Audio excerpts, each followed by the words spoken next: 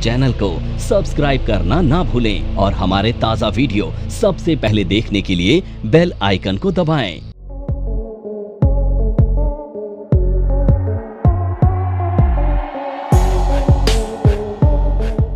अब देखो, जो तीसरा पार्टिसिपेंट है ना मार्केट का, उस पार्टिसिपेंट का नाम है ब्रोकर।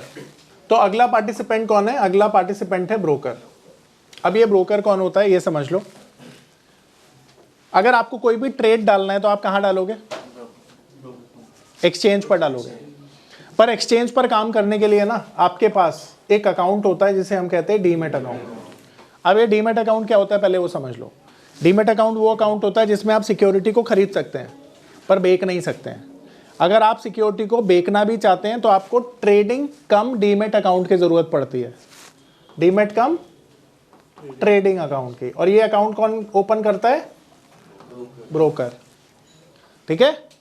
तो ये अकाउंट का प्रोसेस क्या होता है कि ये अपनी तरह का एक सिक्योरिटी अकाउंट होता है जिसको आप खोलते हो ब्रोकर के साथ और बैंक के साथ। ये आपका जो बैंक अकाउंट होता है उसके साथ इसे लिंक कर दिया जाता है। ठीक है। और फिर उसमें आप पैसा डालते हैं और ट्रेड करते हैं। अब ये जो ब्रोकर है ना, इसको ये अथॉरिटी किसने दी कि आप डीमैट अकाउंट खोलेंगे? तो ये अथॉरिटी इसको दी है एक्सचेंज ने।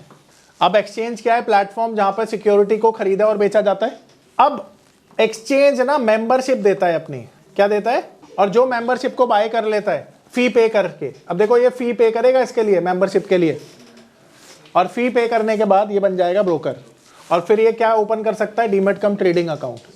और फिर जो क्लाइंट होते हैं, क्लाइंट क्या करते हैं? क्लाइंट इसके साथ डीमैट अकाउंट ओपन करवा लेते हैं और फिर ये जो एक्सचेंज होता है इसको अवेल करते हैं, फिर यहाँ पर बाय सेल करते हैं। ठीक है। आ रही है मेरी बात समझ में?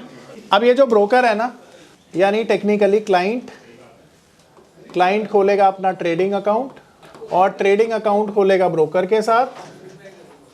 और ये जो ब्रोकर है इसको एक्सचेंज वाला जो प्लेटफॉर्म है इसको कनेक्ट करेगा। ठीक है। और बदले में जब ये यहां पर बाय सेल करेगा ना एक्सचेंज पर, तो इस क्लाइंट को क्या देना पड़ेगा पता है? शाबाश, ब्रोकरेज चार्ज। और ये जो ब्रोकरेज होती है ना, ये किसकी कमाई होती है? बहुत बढ़िया।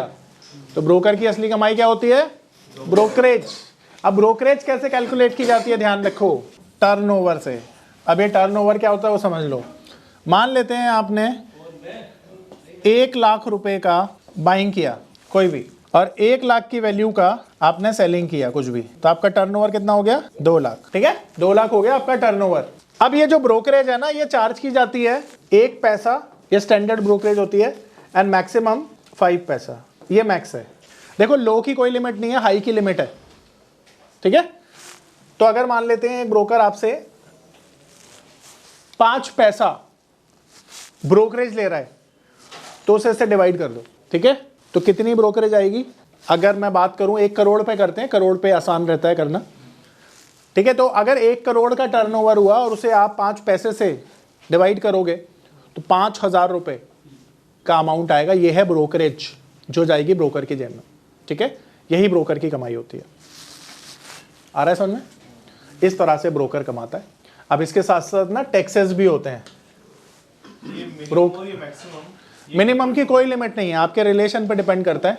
और आजकल तो डिस्काउंट ब्रोकर हैं जो तरह तरह के आपको ल्यूक्रेटिव ऑफर देते हैं और आप फंस जाते हैं। अब ग्रो का ऐप देख 4 दिन से चल नहीं रहा। जो लोग सोच रहे हैं ना, देखो मैं हमेशा एक बात बोलता हूँ, लोग मेरे से अग्री करते हैं हमेशा बाद में, मतलब इस मामले में, वैसे तो तुरंत प्रभाव से कर लेते हैं। अब इस मामले में कितने लोगों का नुकसान हुआ समझ रहे हो? ग्रो ऐप पे जिनका भी अकाउंट था, मेरे पास 3 दिन से मैसेज पे मैसेज आ रहे हैं, सर हम क्या करें? तो मैं अपनी क्लास में एक ही बात बोलता हूँ कि यार देखो, ब्रोकरेज ना एक साइकोलॉजिकल अमाउंट होता है जो टेक्निकली आप पे ही नहीं कर रहे हो। आपके लिए सारे ब्रोकर 0 ब्रोकरेज पे ही काम कर रहे हैं, बट आप अपना दिमाग ज़्यादा चला रहे हो और ऐसे ब्रोकर के पास अकाउंट खोल रहे हो जो आपको सर्विस नहीं देगा। मुझे एक बात बताओ, जब हम बीमार होते हैं तो 2 तरह के डॉक्टर होते हैं, एक सस्ता डॉक्टर, एक होता है महंगा डॉक्टर। किसके पास जाते हैं? महंगे डॉक्टर के पास। यार तुम अपनी जान की कीमत ही नहीं समझ रहे हो। और सस्ता किसने बोला? ईमानदारी से हाथ उठा। क्यों बोला सस्ता? नहीं ऐसा नहीं। देखो यार, तुम्हारी जान बहुत कीमती है तो रिस्क नहीं लेना। अच्छा देखो, दो तरह के इंसान होते हैं। एक होता है अमीर इंसान जिसकी जेब में पैसा है, एक होता है गरीब इंसान जिसके पास बेचारे के पास स्ट्रगल के अलावा कुछ नहीं है। ठीक है, चलो अमीर इंसान का एग्जांपल लेते हैं। तो अमिताभ बच्चन है, मुकेश अंबानी। अब मुकेश अंबानी को तो अपना हॉस्पिटल ही है, तो अमिताभ बच्चन किसके पास जाता है? मुकेश अंबानी के पास ना। ये सारे के सारे जितने भी है ना, ये अंबानी के हॉस्पिटल में इलाज कराते हैं। चलो एक नॉर्मल सा है, आपकी फैमिली में कोई पैसे वाला इंसान होगा और आप भी हो सकते हो, ऐसा कुछ नहीं है कि मैं सिर्फ एग्जांपल के लिए आपसे पूछ रहा हूँ। तो कोई आपकी फैमिली में, और मैं मान रहा हूँ आप सब पैसे वाले हैं, ठीक है, पैसे वाले हैं तभी तो स्टॉक मार्केट में आए हैं। गरीब आदमी कौन आता है? तो आप लोगों को नहीं बनता है यार कि आप लोग किसी ऐसे, पर मुद्दा ये है कि आजकल 500 रुपए से कम तो कोई फीस ही नहीं लेता है। नॉर्मल डॉक्टर भी 500 रुपए लेता है। चलो इसे थोड़ा सा मॉडिफाई कर देता हूं मैं। मान लो किसी को थोड़ी सी ज्यादा तकलीफ है, तो वो कहाँ जाएगा? एक्सपर्ट के पास जाएगा जिसकी फीस होती है 1200, 1500, 2000। वहां पे R&D का कोई भी वो नहीं रहता ना, फिर स्कोप नहीं रहता, तो हम उसके पास जाते हैं। अब ठीक उसी तरह से जैसे हमारी हेल्थ कीमती है ना, उसी तरह से हमारी वेल्थ भी कीमती है। देखो वेल्थ के बिना ना हेल्थ का कोई वजूद ही नहीं है। अगर किसी के पास वेल्थ नहीं है तो उसकी हेल्थ की कीमत ही कहाँ है यार? गरीब आदमी तो रोज कितनी बार मरता है, कौन पूछने जाता है? पर अमीर आदमी एक बार मर जाए तो लाइनें लग जाती हैं पूछने वालों की। तो कहने का मतलब क्या है कि पैसे की वैल्यू है, इंसान की कहाँ वैल्यू है? तो तुम अपने पैसे की वैल्यू ही नहीं कर रहे हो अगर अपनी वेल्थ को किसी ऐसे डिस्काउंट ब्रोकर को दे देते हो जहां पर वो सर्विस नहीं देता आपको और आपके 20 रुपए बचा देता है। तो 20 रुपए बचाने के चक्कर में 20 लाख रुपए का नुकसान कर लिया आपने। तो कभी भी ऐसे नुकसान आपको ना हो, इसलिए डिस्काउंट ब्रोकर के पास मत जाओ, मैं तो यही बोलूँगा। बाकी देखो आपकी चॉइस है, आपका पैसा है, आपका दिमाग है, ठीक है, आपकी समझदारी, पर मैं तो हमेशा यही बोलूँगा कि डिस्काउंट ब्रोकर के पास मत जाओ, क्योंकि डिस्काउंट ब्रोकर आपको सर्विस दे ही नहीं सकता ना। जो सर्विस नहीं दे सकता, और स्टॉक मार्केट में सर्विस ही तो मैटर करती है। देखो आज तो मेरी एनर्जी डाउन है, इसलिए हो सकता है कि मैं थोड़ा सा भाई आज आपको बेस्ट नहीं दे पा रहा हूँ अपना, बट आने वाले दिनों में तो बेस्ट ही दूंगा। पर सोचो अगर मैं पढ़ाऊँ अच्छा ना, तो मैं तो तुम फिर स्टॉक मार्केट में क्या करोगे? या तो कोई दूसरी जगह पढ़ने जाओगे यहाँ के बाद, ठीक है, किसी मेरे से बेहतर इंसान के पास। पर मेरे से बेहतर तो कोई है ही नहीं ना, किसके पास जाओगे? तो तुम्हारी तो चॉइस ही बहुत सही है कि पहली बार में तुम्हें एक बढ़िया बंदा मिल गया।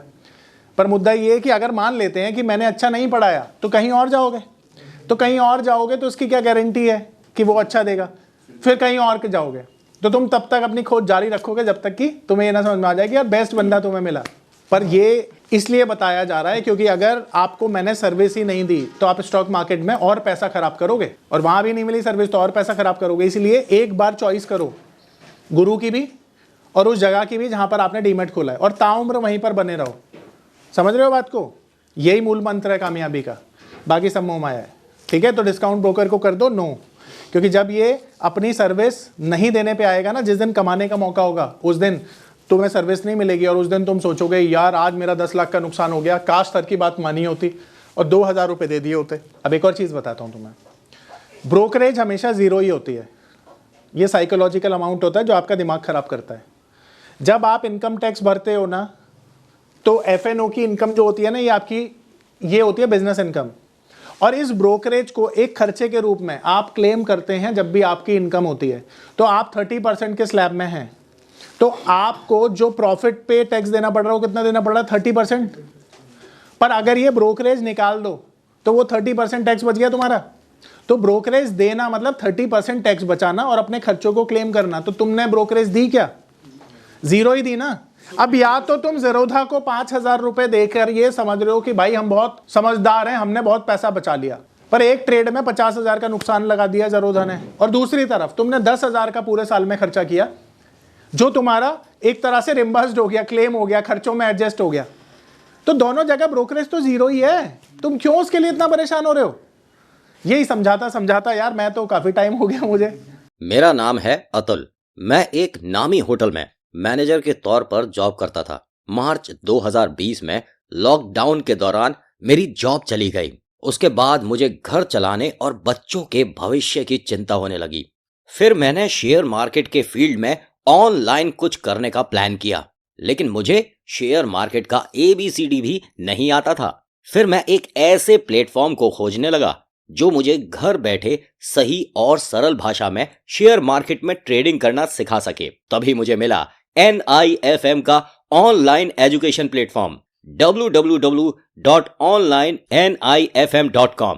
NIFM के ऑनलाइन एजुकेशन प्लेटफॉर्म पर बहुत से ऐसे कोर्स थे जिनसे मैं अपने स्टॉक मार्केट में इन्वेस्टमेंट और ट्रेडिंग के सपनों को पूरा कर सकता था, जैसे कि stock market trading beginners course, NIFM certified smart investor course, advance level smart investor course, technical analysis course, fundamental analysis course, options trading strategies, research analyst certificate course, diploma in financial market course और ना जाने ऐसे बहुत से course उपलब्ध हैं। फिर मैंने www.onlinenifm.com की साइट पर जाकर NIFM का NIFM certified smart investor course को ऑनलाइन परचेज किया, जिसको सीखने के बाद मैंने जाना कि शेयर मार्केट से पैसा कमाना कितना आसान है। बस आपको एक सही प्लेटफॉर्म की जरूरत है, जो है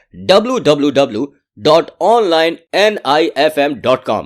NIFM के ऑनलाइन प्लेटफॉर्म की वजह से मैंने लॉकडाउन के दौरान शेयर मार्केट से अच्छी इनकम भी जनरेट की। थैंक्स NIFM, जिसकी वजह से आज मैं एक होटल मैनेजर से प्रोफेशनल ट्रेडर बन पाया। कॉल 8588868475 और विजिट www.onlinenifm.com।